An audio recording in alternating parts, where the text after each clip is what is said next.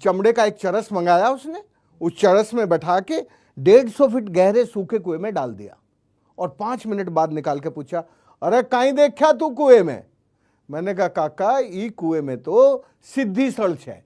सीधी सड़ को अंग्रेजी में कहते हैं कन्फाइंड वर्टिकल फ्रैक्चर, जहां ऊपर से नीचे की तरफ शार्प दरारें होती है, शार्प फ्रैक्चर होते हैं, और उन फ्रैक्चर का रिलेशन एक्यूफर के साथ होता है। एक्यूफर होता है जहां पानी इकट्ठा होता है, उसको तुम वाटर बैंक कह सकते हो, उसको भूजल का भंडार कह सकते हो हिंदी में।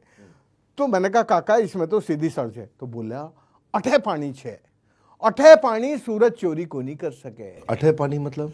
यहाँ पानी है, धरती में नीचे पानी है, क्योंकि ऊपर का जो पानी है ना, वो जो सीधी सड़ है वो नीचे ले जाके इकट्ठा करती रहती हैं, जो नीचे का बैंक है, वाटर बैंक है, उसको रिचार्ज करती हैं। ये आपने वर्टिकल फ्रैक्चर बताया जी, वर्टिकल फ्रैक्चर। वर्टिकल फ्रैक्चर का मतलब क्या हुआ? वर्टिकल फ्रैक्चर का मतलब होता है कि धरती के अंदर ऊपर से नीचे की तरफ जो सीधी दरारें होती हैं, वो दरारें जब ऊपर उसके पानी आता है तो उस पानी को नीचे लेके जाती हैं। तो मुंह से पानी कैप्चर किया दरार के और अंदर स्टोर कर लिया। अंदर स्टोर किया, उसमें से सूरज चोरी नहीं कर सकता, उसका एवोपरेशन लॉस नहीं हो सकता, तो वो आपका रियल आरबीआई में डिपॉजिट हो जाता है, तो वो घटता नहीं है। आरबीआई मतलब पानी का बैंक? पानी का बैंक, वाटर बैंक। ये वर्टिकल फ्रैक्चर की आपने बात करी, कुएं के अंदर जाकर के वहां से पानी स्टोर हो सकता है, ये आपको समझ में आया? 2 दिन आप पूरा उनके साथ में रहे? ना, पहले दिन की पूरी कहानी सुनो ना यार। देखो, पहले दिन उसने मुझे ऐसे 25 कुएं दिखाए, सुबह 6 बजे से काम शुरू किया, रात के 8 बजे तक, और शाम के वक्त कहा, देख राजेंद्र, अब तू धरती का पेट सीख गया है, अब तू धरती का पेट ही पानी से भरने का काम करना, अब तू डॉक्टरी मत करने लगना आदमी की। तो पहले दिन में उसने मुझे धरती का पेट सिखाया, और धरती के पेट में कैसे पानी भरता है, कैसे उसकी वाष्पीकरण नहीं होता, वो रुक जाता है, वो बैंक पानी से भरा रहता है। पहले दिन में 25 कुएं दिखा के ये सिखाया। दूसरे दिन उसने ये तो जो पीएचडी थी, ये जियो हाइड्रो साइंस की पीएचडी थी। जियो हाइड्रो साइंस? हाँ, दूसरी पीएचडी थी नेचुरल इंजीनियरिंग की।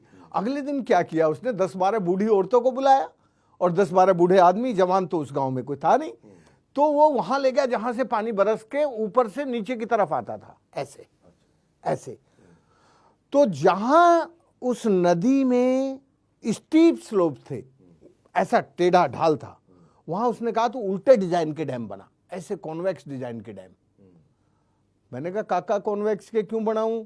बोला रे ऊपर से पानी का दबाव आवेला ना, तो यह बांध को नहीं टूटेला, और तू सीधा बना देगा तो ऊपर के दबाव से टूट जाएगा।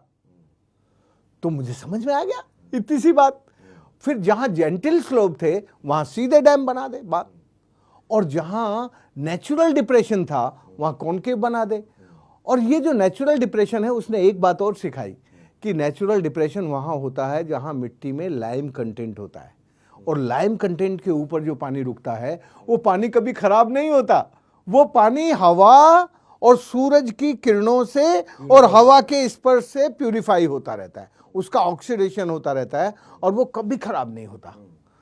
तो ये बात अगले दिन उसने मुझे नहीं, आपने जो डैम की बात करी, ये डैम के बारे में उन्होंने समझाया, थोड़ा ये और बताइए, ये डैम फिजिकली बनाना पड़ा इसमें? हाँ, तो उसके बिना तो कैसे होगा? तो उसमें आपका बहुत पैसा लगा होगा, मैन पावर लगी होगी। ये जो एक अच्छी बात ये थी कि उस काका ने मुझे ऐसी इंजीनियरिंग और डिजाइन सिखाई जिसमें जो सरकार का इंजीनियर 1 लाख रुपए में बनाता था, वो मैं 1000 रुपए में बना सकता था। अच्छा, क्या किया, थोड़ा बताइए इसको।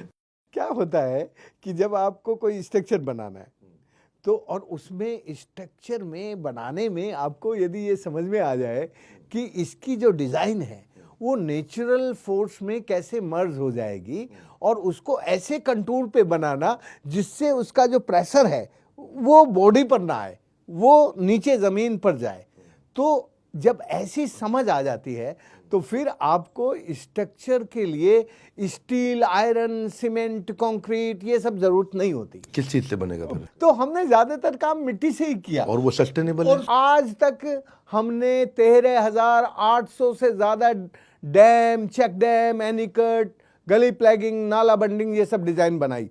उनमें से भाई साहब एक नहीं टूटा, एक नहीं टूटा। और हमारे डिजाइन कोई 100 ईयर उस पर नहीं थे। हमारे सारे के सारे डिजाइन मुश्किल से मुश्किल 50 साल के अनुभव पर थे। 50 साल के अनुभव पर बने डिजाइन एक भी नहीं टूटा। बड़ा लो कॉस्ट इनोवेशन कर दिया आप लोग। हाँ, लो कॉस्ट था। लो कॉस्ट देखो जब होता है ना, जब तुम उस मिट्टी में और उस पानी में उसके चरित्र को समझ लेते हो, तो मिट्टी और पानी का चरित्र समझ के आप भी फिर मिट्टी जैसे और पानी जैसे बन जाते हो। मैं इसीलिए बोलता हूँ ये बड़ा भारत शो है, ये बड़ा भारत है। यहाँ मिट्टी से उठे हुए लोग